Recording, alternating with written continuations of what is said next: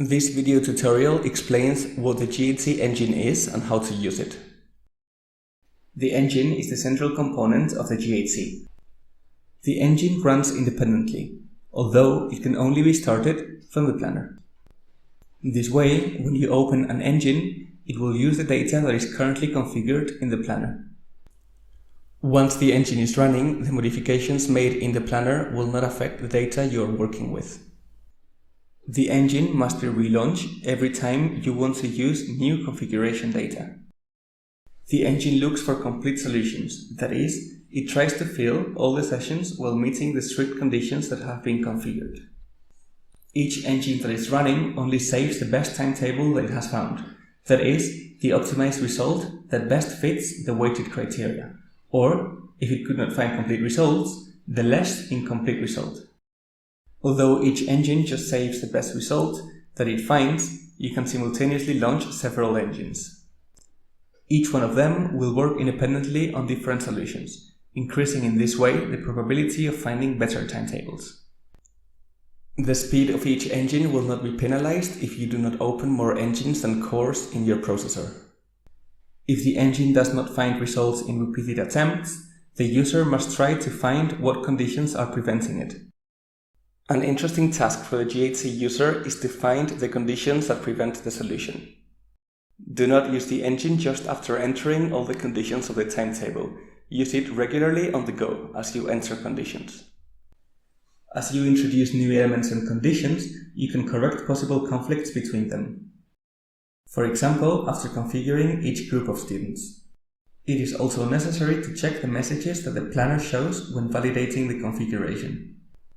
These messages, which may be warnings or errors, indicate possible sources of conflict between the data and the conditions.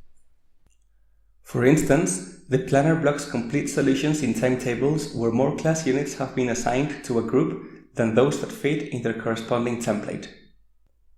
It is important to validate the configuration data and correct the errors before launching the engine. However, the lack of error messages does not necessarily imply that there is a solution. Fortunately, we have an exceptional tool, the GHC engine. Thanks to its extraordinary efficiency, it will ultimately show us whether the results are possible. The engine offers statistics indicating the class units, teachers, and groups with more problems, so that their sessions fit into the timetable.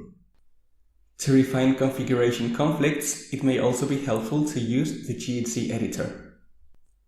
By opening the incomplete timetable in the GHC editor, you can try to directly add the unplaced class units over the gaps of the timetable. The editor's messages will help you to determine why the engine does not place these sessions. Other possible causes that may block the solution are, for example, a meeting with several teachers, the assignment of the classrooms, an excess of bunts, or an impossible configuration of the elective subjects. The GHC engine can be used to analyze the conflict within the configuration data.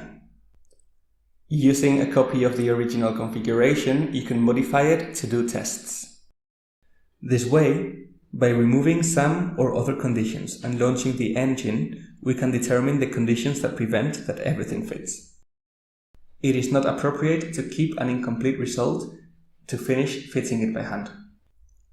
In that case, we would be deprived of the optimization process as only complete solutions are optimized.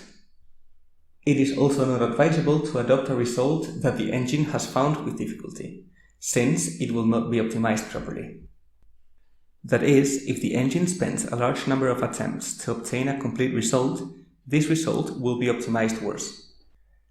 To facilitate its optimization, it is better that the engine finds several complete results. Expressing preferences and adjusting criteria does not affect the engine when trying to reach a finished timetable. On the contrary, preferences allow to avoid strict conditions. The preferences will only be taken into account in the optimization phase. Preferences as flexible conditions help find the best possible timetables without the risk of preventing the results. For example, a sad face icon in the teacher's template will never block results. However, a forbidden position can prevent them. The preferences will be taken into account to the extent that they have been weighted through their corresponding criteria, which will be used to find an optimal result, with a minimum weight and balanced for all teachers. The criteria will be largely taken into account as they are weighted. For instance, if you want to avoid certain unoccupied positions in the teacher's timetable, you must give more weight to them.